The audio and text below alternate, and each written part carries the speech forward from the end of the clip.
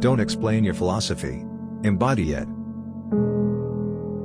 It is the obvious which is so difficult to see most of the time. People say it's as plain as the nose on your face. But how much of the nose on your face can you see, unless someone holds a mirror up to you? I have studied many philosophers and many cats. The wisdom of cats is infinitely superior. A foolish consistency is the hobgoblin of little minds. They say philosophers and wise men are indifferent. Wrong. Indifference is a paralysis of the soul, a premature death. Dogs and philosophers do the greatest good and get the fewest rewards. An honest religious thinker is like a tightrope walker. He almost looks as though he were walking on nothing but air. His support is the slenderest imaginable. And yet it really is possible to walk on it. The truth, he thought, has never been of any real value to any human being. It is a symbol for mathematicians and philosophers to pursue. In human relations, kindness and lies are worth 1,000 truths. That's why it's always worth having a few philosophers around the place.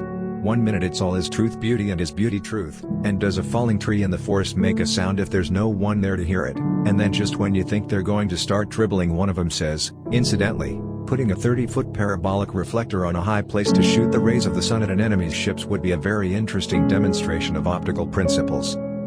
Naive people tend to generalize people as good, bad, kind, or evil based on their actions. However, even the smartest person in the world is not the wisest or the most spiritual, in all matters. We are all flawed. Maybe, you didn't know a few of these things about Einstein, but it puts the notion of perfection to rest. Perfection doesn't exist in anyone. Nor, does a person's mistakes make them less valuable to the world.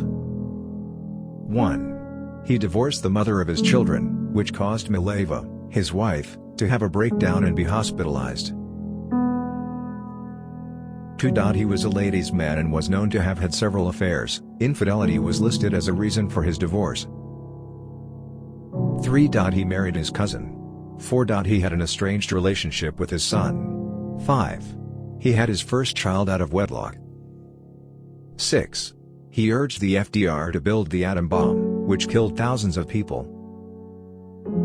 7. He was Jewish, yet he made many arguments for the possibility of God. Yet, hypocritically, he did not believe in the Jewish God or Christianity. He stated, "I believe in Spinoza's God who reveals himself in the harmony of all that exists, not in a God who concerns himself with the fate and the doings of mankind."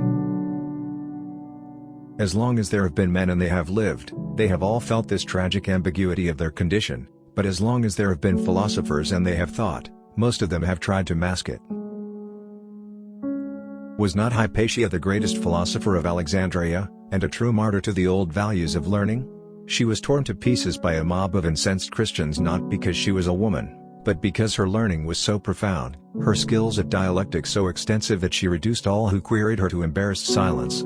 They could not argue with her, so they murdered her. The theistic philosopher has a tendency to devalue insufficient worldviews, ideologies, and quite often common sense for the greater good, and in such cases, one should not be discouraged when seen as a bad guy.